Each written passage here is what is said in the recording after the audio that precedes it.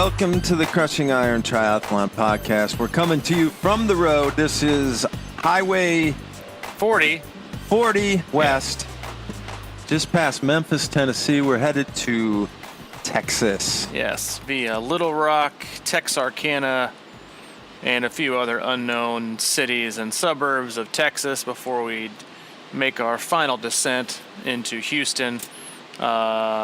Estimated time of arrival, if all things go well, around 7:30 to 7:45 p.m., where we will have dinner and then arrive at our homestay with at the nice humble abode of Sumber and Chris Scandridge. Wait, when are we arriving? I think estimated time, as long as we don't have to stop anymore, even for gas, and just kind of coast it for the next 500 miles, we could arrive by 7:30. Oh, wow. So I thought we were pretty good time. Going to get there tomorrow.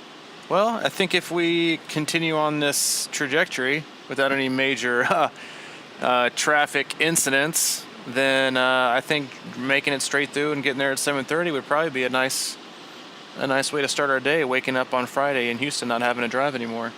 That's good. That's a good idea. As long as, am I driving the second half? You'll probably drive a little bit. Yeah, see. Maybe just 3 or 4 hours. At the back end. Like so that, Maybe the closer.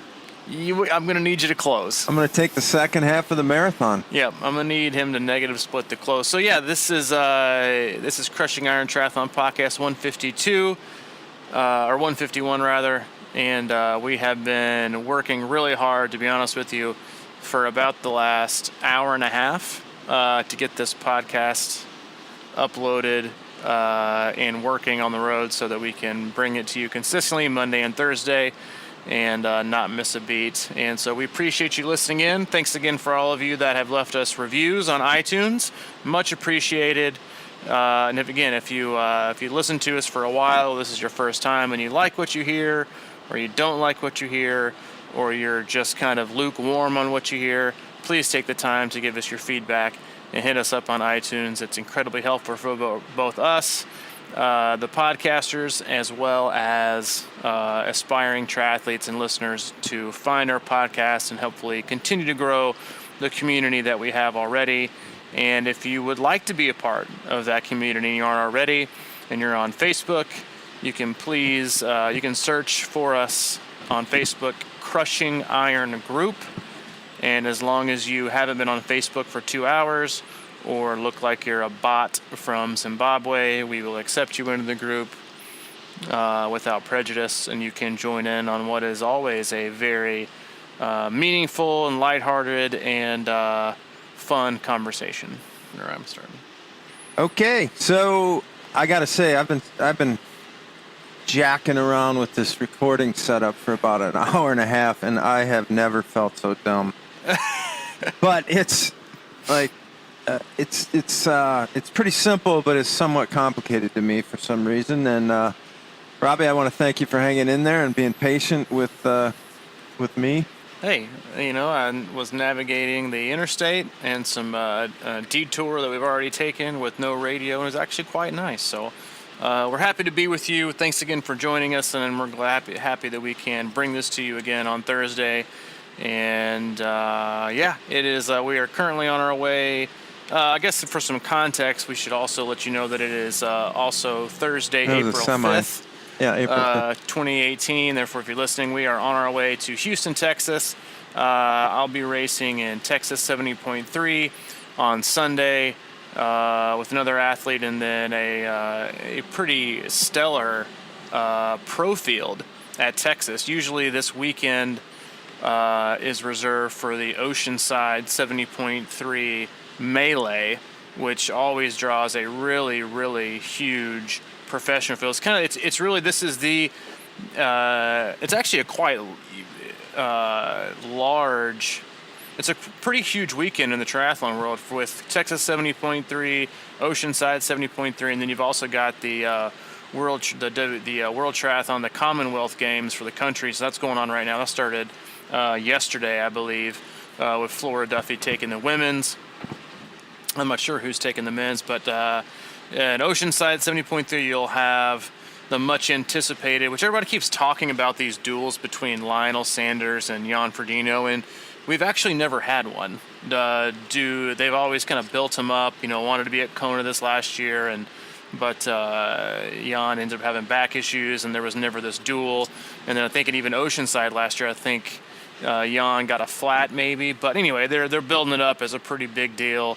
And it's also got a pretty, I would say, pretty solid depth in the international field. But it seems to me, if you look at the pro start listed here, Texas 70.3, it's the Americans are coming out to show. You've got Andrew Starkowitz, you got Tim O'Donnell, you got 2017 70.3 World's runner-up, and basically one of the most dangerous and feared men on the 70.3 circuit now, which is Ben Canute. You've got Matt Russell's first race back from when he got hit by a car this last year in Kona. That was I think he was pretty close to breaking his neck. He was T-boned, I believe, but he's out. It was all over social media. I'm sure if you were following the race, you heard about it or saw images. So this is his first race back, from what I understand. You got athletes like Cody Beals, and then on the women's side, you're going to have Miranda Carefrey. This is her first professional race back after having a baby this last year. Heather Wordle, a couple other big names on the female. So it's actually going to be a pretty star-studded field for what is an early season hot race. And it seems like, I haven't checked the prize purses yet, but I would imagine it has a decent one if this many pros are coming to race it, and or a lot of these same pros also are hoping to race at Texas, Ironman Texas, which is, I believe, the second or third weekend in May usually. So they'll be doing that. Yeah, so we'll be down there. I'll be racing again. Another athlete, some other athletes. So if you're down there and you get this podcast, hit us up. Come find us. And please say hello. But yeah, we are looking forward to a great weekend. And next week we start camp.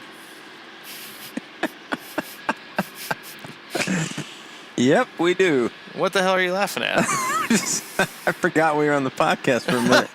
Hey, and if this is also your first time listening, you might not know it yet, but Mike tends to veer off into La La Land. He's either on Tri-Calc for a race he's not doing, or something else. So given that we're actually in the same room, or the same car rather, for this podcast, I believe he faded there for a minute.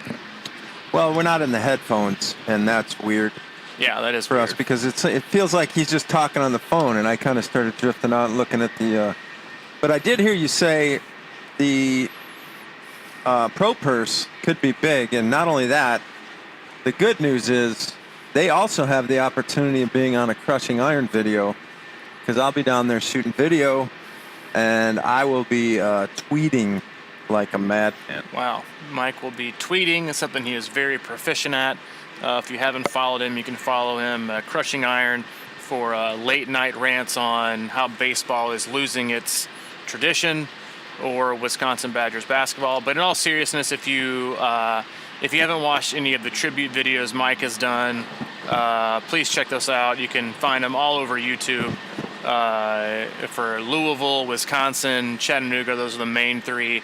Even some video, I think, from some other races, but you can find those also at our website, crushingiron.com, where we cover obviously tribute videos, blog, the podcast, and then also we have links for more information on training plans, swim analysis, coaching, and some of our triathlon and swim camps we'll have starting here in April, going all the way through August. So it is, the nice thing is that the weather for most of us is turning, and as we're actually heading out for the first big weekend, we actually were talking about in the closed group about who all is racing and who's got a race this weekend. And I think that we kind of need to remember, and I've actually had to kind of remind myself of this the last few days, is that every race is big and every race is important, and we always talk about that, like never really poo-pooing a race, as talking yourself out of a serious mentality about a race. They should always be looked at as things that you're doing for fun, because we are. But I think often, especially if you've been focused and training hard all through the winter months, you're really just kind of right now, you're kind of an uncaged animal. You've been training inside, no races basically inside. You know, for athletes that started in October, November, you've gone through December, January, February, March, the cold months, the snow, the endless hours on maybe even a treadmill or the trainer. If you've been hitting the pool hard while all your friends are basically saying, you know, why are you swimming in the winter time? And now you have the opportunity to go out and really kind of show your stuff. And it's really, I think it's important for athletes. And like I said, I was even having this conversation with myself, you know, is don't use this race as one of those races. If you're racing soon or this month, like, the main thing you want to do is just let loose and have fun, you know, and show off the hard work that you've put in. You don't want to do two things. You don't want to put these gigantic expectations on it, because you've been, you know, for most athletes, most athletes sign up for an early season race as what they would call like a driver or a carrot, to make sure that they have something to get them through to train hard in the winter months. And so it kind of takes on its own animal in terms of importance, because that's all they've thought about over the past months and months and months and months. And so having just that, like, you know, for me example, like, you know, once Louisville went sideways and I pretty much took 1 week off and then I was back, like, I've been thinking about Texas since October. And so while it's been important because it's been the main focus here for the last 5 or 6 months for me, or whatever race you're training for, it's still an early season race. And, you know, you don't want to, it's not one of those races. And we kind of touched on this on one of the previous podcasts, maybe 148 or 9, is that, yeah, you want to dig deep and you want to empty the tank, but this isn't the race where you go out and take risks. You know, you don't want to take risks in a lot of races anyway, because it's, you know, you have a long year. You want to see where your fitness is. You want to have fun. You want to get out and race, and you want to have a good time, but you want to empty the tank. And it's not a time to take risks. It's time to see where you're at, gauge it, and then move on. But so if you're racing this month, or even the next, you know, your first race of the year, make sure you go into it with the first thing, first and foremost, is to get out and have fun. You know, because if you've managed to make it through the winter unscathed and still focused and not burnt out, and you finally get to get out of the cold darkness of the trainer and the treadmill, the last thing you want to do is put these unreasonable, crazy expectations and heavy pressure on yourself. You want to get out and have fun. And so if you're listening and you got a race this weekend or next weekend, first and foremost, have fun, get out, enjoy yourself, and let it rip. Do you think Starkey will take any risks? Man, I don't know. We've had Andrew Stargutz on the podcast, and he's probably listening, honestly, because he's a podcast listener. I know that he's been putting in some major mileage, which I'm sure a lot of them have. But I think, you know, he is about as cerebral of an athlete as there is out there. And, you know, if you haven't listened to that podcast, I'm not sure what number it is, but I believe it's in maybe the 30s, that just the attention to detail that these professionals take, or most of them, or, you know, most of them you would think. And so I think definitely knowing who else is there with him, he knows his game. He doesn't seem, honestly, like the guy to me that is reactionary, just from the sheer fact that he's a front pack swimmer and obviously a lead cyclist. You know, he causes the other guys to react. And so, you know, I'll be cheering for him. I like him. I like him a lot. He seems like a very nice guy. Again, he was great. He was a great guest on the podcast, sharing his knowledge. And yeah, I bet Starkey's out there with one of those surveying tools, looking at the landscape, seeing what the altitude is. That's and right. Yeah. Climb and he's looking for, you know, extraordinary pieces of gravel on the side of the road and measuring, you know, the gravel gain. Yeah, if you see a tall, very tall guy with tree trunk calves and a tri outfit on and surveyor gear, you'll know that's Andrew Starkowitz, checking out the exact angles and cracks and crevices of every bridge, nook and cranny, and the. Yeah, what are some of the ocean like wave type like measurements that he might be getting out there? I'm not, Atmospheric pressure. atmospheric, I'd have to go on to Wonderground and look up at some of the stats and the data they spit out. But you'll definitely know that, especially probably not today, or maybe today early, but definitely Friday, Saturday, you see a lot of athletes out on the course and a lot of professionals, obviously, surveying the course. Really, honestly, it probably is one of those where there's not too much to see.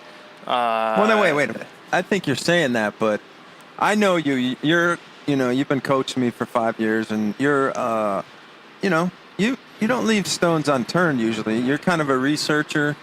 I'm sure you've taken as close a look at this course as you can without having actually been there. So, why don't we talk about it? Let's talk about the swim here at Texas, 70.3. Yeah, that's actually a great point. Is in that I am just by nature. I'm a huge fan of repeating courses, just because I have favorites. I mean, and this is actually the first 70.3 that's different for me that I've done in 3 or 4 years, if not more than that.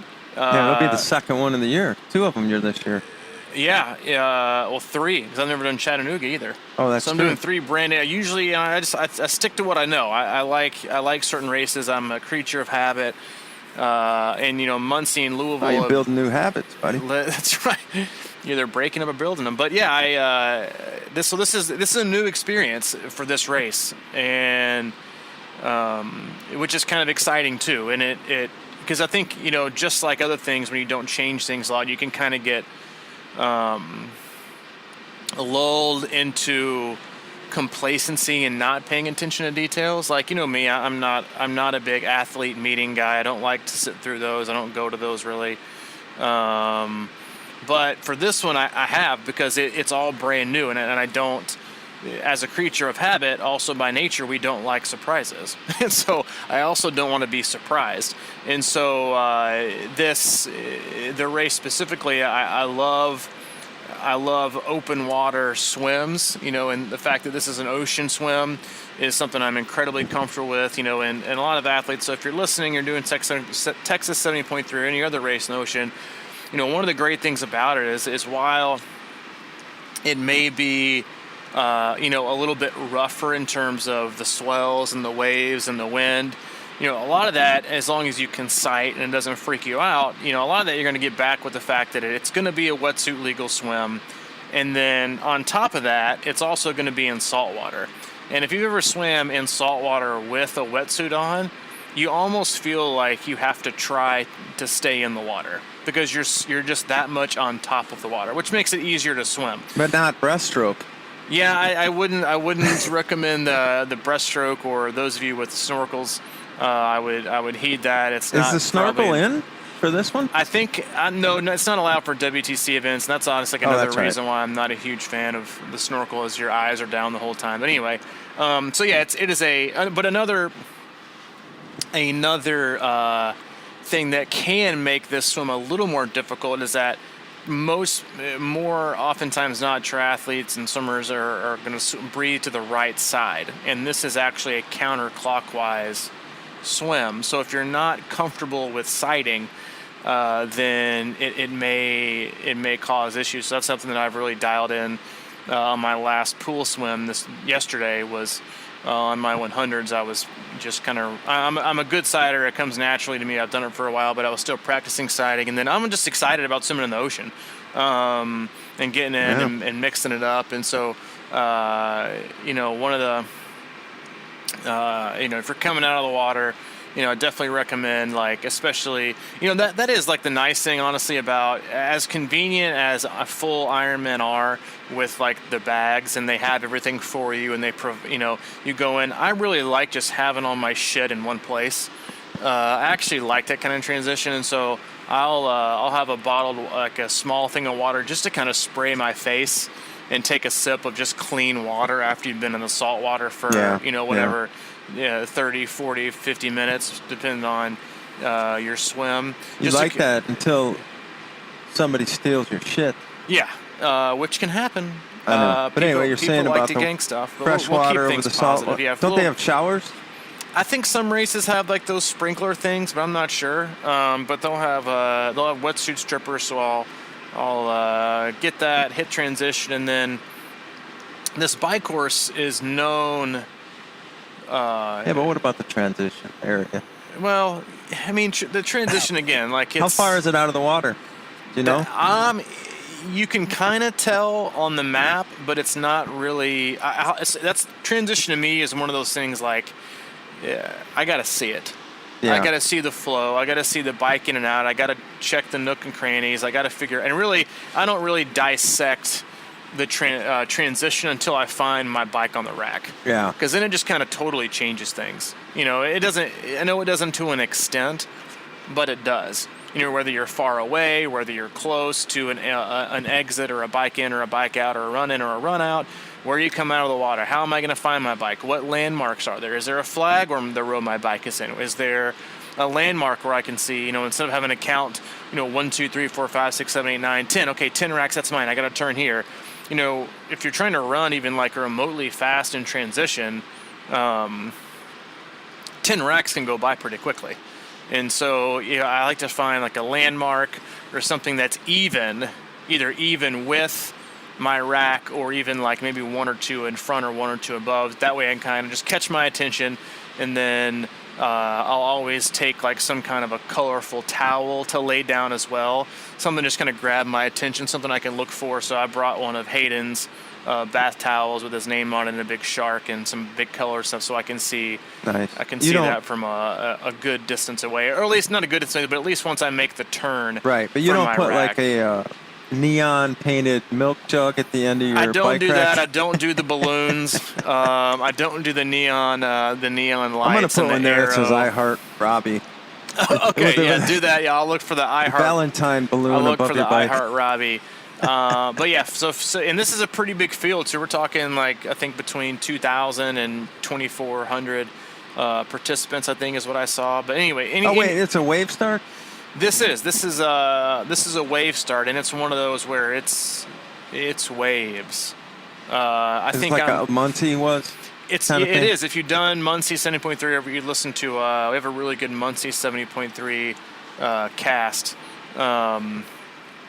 Going over that whole race, everywhere from parking to post-race refreshments. But yeah, this is a wave start. I'm towards the front, not the very front, but I think I'm a 728, and my age group is so large that we're actually split into 2. So A through G, I think, is at 7:28 and then 4 minutes. And so I think they go all the way from pros at 7, pro men at 7, all the way back to like 8:05 or 8:15, which sucks. That's an hour and 15 minutes? Yeah, which is kind of like Muncie. Muncie is one of those where like you're getting in at 7 or you're getting in at 9:45. I'm trying to figure out why I like being last. The nice thing about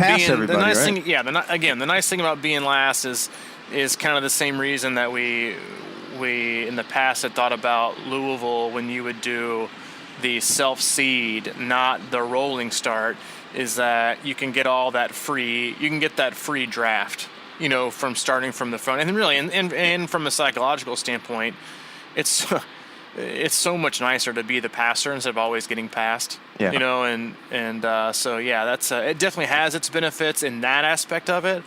But with a race like Texas that traditionally has a reputation for being very, very hot and humid, the later you start means the longer you are going to be out there for the hottest part of the day. So that is one of the downsides of being later. But then again, you are put in a wave, obviously, with your specific age group, so you will be competing against people going through the same time and the same conditions that you are. Yeah, and wind usually picks up later in the day, I think. I'm not a meteorologist, but it seems like it. That's a half, too, though, so it shouldn't matter as much. It won't matter much. It really depends on, you know, it's Texas, it's usually crosswinds, and then you're going to have a light to heavy tailwind out, and then maybe even a light to heavy headwind on the way back in. So you're going to get wind on this course just because of where it is and lined up against the seawall and against the ocean. You're going to get crosswinds. Is it protected, the swim, a little bit? I think I want to say mildly protected. It's not like New Orleans. It's not like New Orleans. I think it's mildly protected. Don't quote me on that. But I think it's mildly. Once I saw it was an ocean swim, I just looked for where the buoys are. And then again, another good thing about the swim, it's one thing looking at it on the map. It's another thing getting to the race venue and walking up to where you're going to start. This is a wave in water start. Then picking out the buoys and where you're going to go and how many buoys to the end and what color is the corner buoy and all those kind of things. So it really does help just to kind of get a good overall view of what you're going to be doing once you arrive on the race site. Is it a goofy shape like Nothing Muncie? is as goofy as, Muncie is not. It's about the same, I think, as...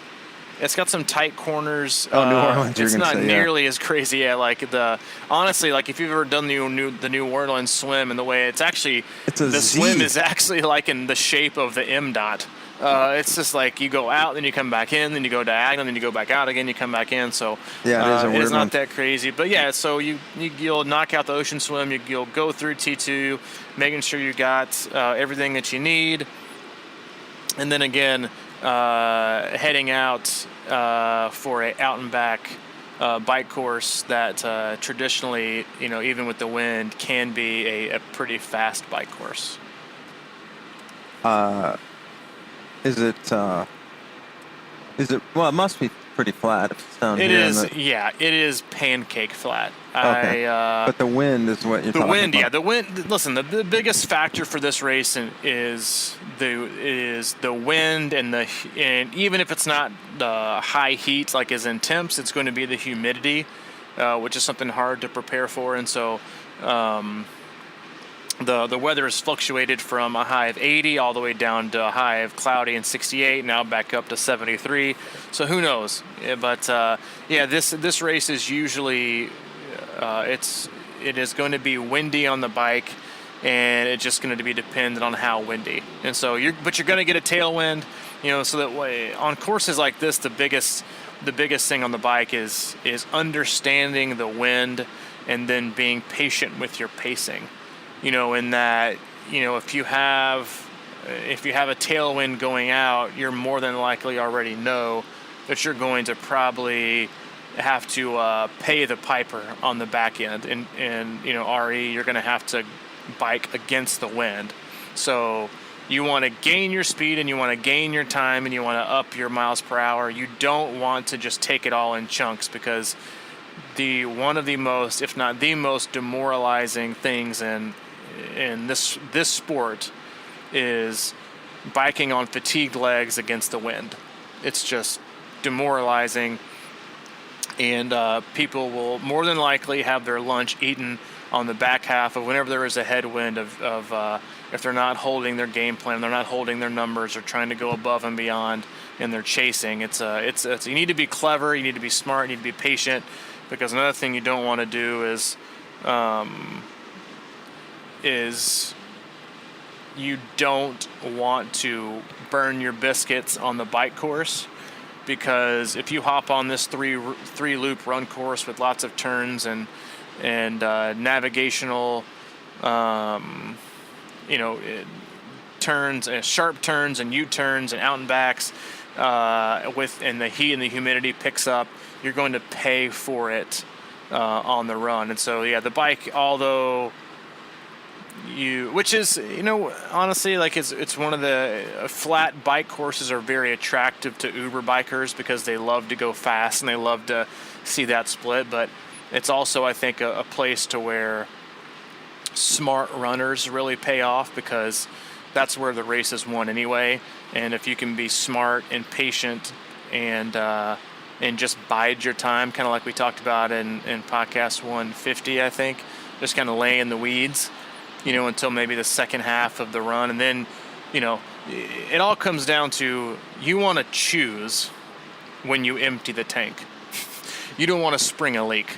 A lot of athletes that are going this course will overbike and end up springing a leak at mile 4 on the run, and then they're going to empty the tank just because the fact that they have no other choice. Right. You want to be able to get through the first loop and then halfway to most of the way through the second loop and then say, all right, I've got a little bit left. I'm just going to empty the tank and just give it what I got, give it hell for the next, 4 point whatever miles.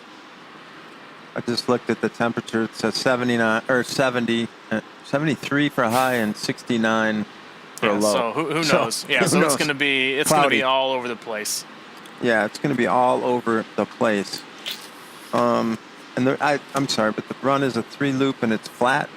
Yeah, the run is actually, I think, even flatter than the bike. I think the total elevation gain on the run is like 55 feet. Oh. So you'll probably get more elevation transcribing and typing this podcast out than I will on the run course. Yeah. But again, that also brings up its challenges. I know a lot of it goes through like a very lab-like airfield, abandoned airfield, I think, on a airstrip. Seriously? Yeah, that's it's either exciting. abandoned or won't be used during that time, but it's so not protected, but also. So there's a band? No, it's not. It's not Okay. Abandoned, not a band. Oh, okay. They're manned on the, who knows? There may be a band They on the need to have airfield. bands. Now, Yeah. see, that's the thing about Ironman. Like, don't Get you some think they could bands. do a little bit more to jack up the race vibe? Yeah, I know they play could, their, they you could, know, but then they play probably their jack up the price by techno. $300 too. They could probably get bands to volunteer out there. Yeah, they maybe could. Certain cities, they might not be very good, but that might make it fun. Yeah. Crappy bands, Yeah, that's true. Yeah, just to get they you could. laughing a little bit. Yeah, and you're gonna need to Like our laugh. comedians. That's what we need out there. Comedians. We need stages with comedians at the start of the second loop. I'm not really a comedian guy. I'm not really sure I could get into that. I know, but it would piss you off, or I think it would piss me off. Right. I mean, it would do something. It would do more than having a cone sitting out there. The Just thing one is cone you already with have nobody there. comedians on the course of people trying to be really creative with their sign, like the annoying as hell person. It's like, you're almost there, last little bit, and you're like, I got 10 miles to go. Shut up. It's only a 10K left. Yeah, and the people with, I mean, granted, there are some pretty funny signs. They're awesome. And, listen, it's going to spike your attention and your energy level one way. It's either going to piss you off or make you laugh. So go one way or the other. But, yeah, it's a 3-loop run, very unprotected, which, like, I don't even know if you're going to see a tree. So you'll be out there on your own, the sun and the wind. Juking and jiving. The only benefit of it is after you've done the first loop, you know exactly what to expect on the second and third, but it can also, especially depending on when you start the race, it can become obviously very crowded, which crowded runs usually mean running more, which nobody wants to run more than the 13.1 they've already have to, but when you're taking corners and taking turns and coming in and out and swinging things wide, and you're also dodging, you're weaving in and out of aid stations to get water, you're dodging people stopping at the aid stations, or you're just generally coming in a very congested area, then you're going to run a little bit extra, and nobody has time for that. Yeah, that'll be interesting to actually see that. Yes, you'll be. For me, I mean, you'll they be feel like more of a running race. Yeah, it's in a way. so it should Maybe. be a fun, a fun race to run spectate with 3 loops. I mean, you're going to have basically 2,000 athletes. Maybe not all at once because of the timing of it, but I would say 1,000 to maybe a little bit more athletes condensed to a 4 and change mile loop. And even on the pros, I think that especially the runners, the real top level runners love a course like this 3-loop course, because they have so many chances to see you. I'm see me? Of course, to see it. Oh, there's Mike Tarrolly. Hey, I'll be wearing crushing iron gear out there, so make sure you say hi to the camera. Make sure you wave, shake, or wink, or even ass slap. I'm sure would be good. Well, But it depends. somebody ass slapped me. That's a different story. Yeah, it's a different story for not this car. It's, I mean, for runners and even like, people in the age group, it's like you can see your competition. You can see if you're gaining time. You can see how much time you're back. And so they'll be doing that. And so it'll be a fun course, I think, a very fun spectating event, an opportunity for athletes that are there running alongside them, and then also for spectators that are cheering on their loved ones. I noticed you didn't drop back to 6 car lengths after that semi cut us off. No, I'm actually This would be not a going to penalty. drop back to 6 car lengths. I'm actually This going is to try and drafting. soak up some of this free draft from the rig number 786. 786 is Stoops a bib number. Trailers, who just cut in front of me, but I'm going to use some of his Solid draft. pretty. He must be AWA. He's probably an AWA. Maybe like 50-year-old AWA Yep, guy. we're behind an AWA 18-wheeler, All an AW world. wheeler. So we'll call these an AW wheeler, all-world athlete. Athlete. I won't. Yeah. I had a nice signal over.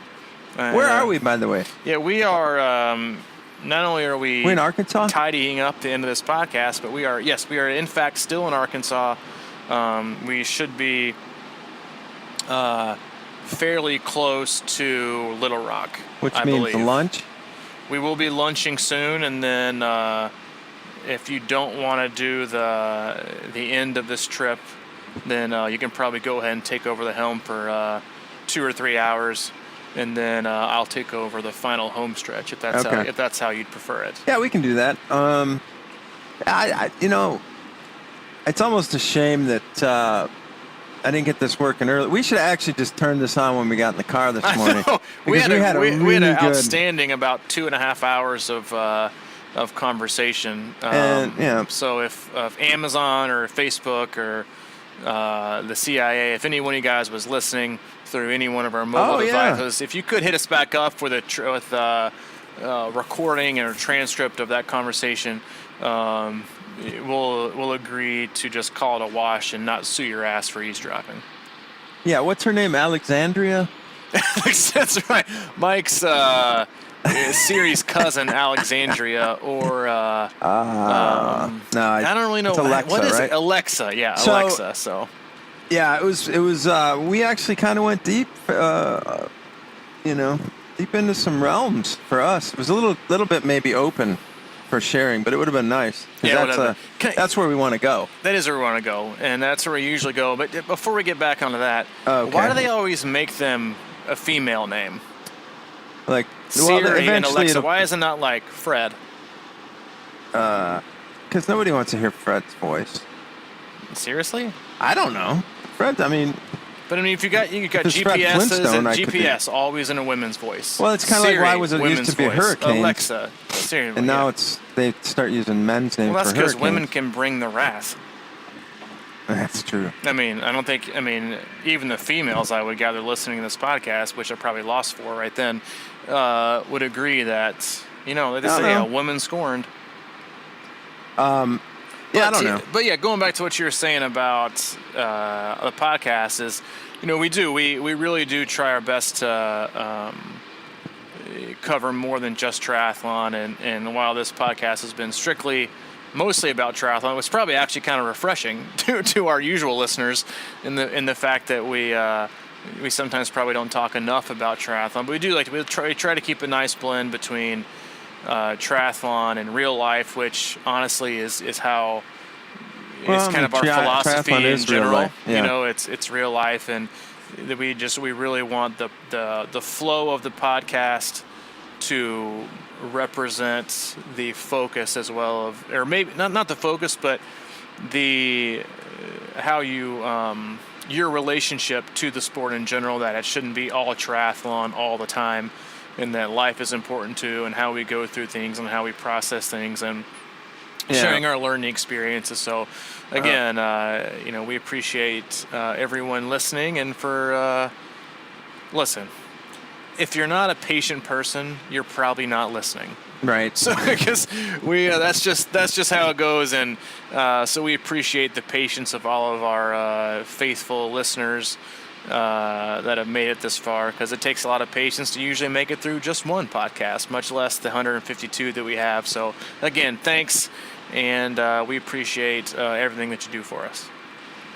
Yeah, and before we get off that topic, I think we came up with a interesting point. Is like, we want to help us, because we've been through a lot of struggles and stuff in this sport. We want to help us and you understand how to, enjoy it. So like one of the analogies is that we always hear, we've all said it, after doing a full, about 3 weeks later, we always say, yeah, I think next year I'm just going to stick to halves.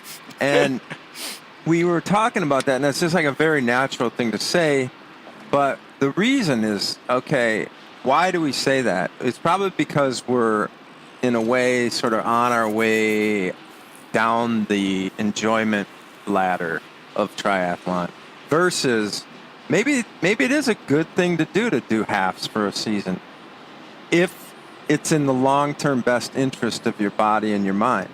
So what we're trying to get to is or your personal and professional life. Yeah, your personal and professional life. So what we're trying to get to is like, how do you get to the point where you're like, hey, I just did a full and I feel pretty good. And I feel like I could probably run it back next year, but I think it might do my body good to not train as hard and as far. And then just accept the fact that you're just going to be doing halves or Olympics. And not really just doing them. Yeah. But I guess. Yeah, exactly. I guess what he's clarifying is that when we say like just doing it, it means like once you've, because if you haven't done even a 70.3 or a full, like you think it's like this hugely unattainable,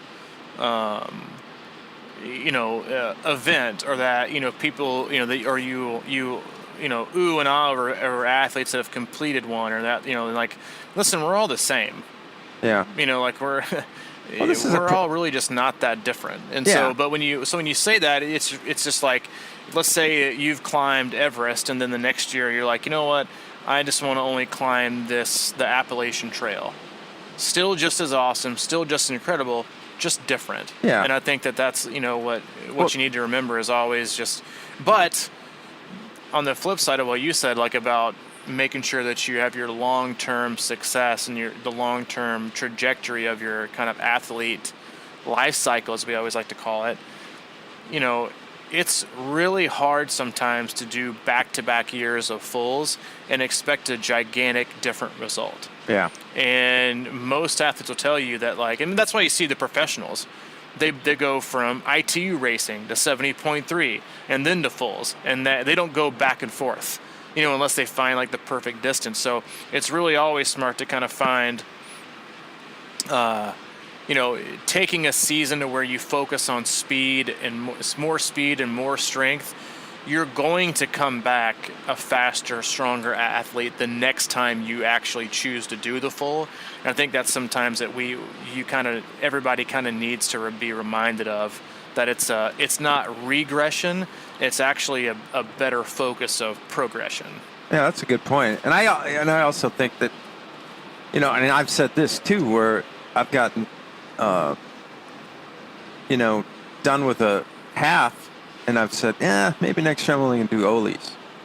So yeah. It's like, if you're going for, it's just all relative is what my point is it might be like, screw Olympics, I'm only doing sprints next year, whatever the analogy is. It's sort of like, but I guess it's like, it stuck, home with me when we were talking about doing it for the right reasons versus just sort of like, kind of forcing yourself to stay in triathlon, but, just by doing shorter races or whatever.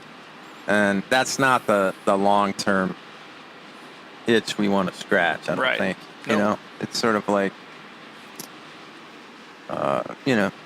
love what you're doing always and be building for the long term. And that doesn't necessarily have to mean a full or whatever the deal. It just means you want to be happy and healthy.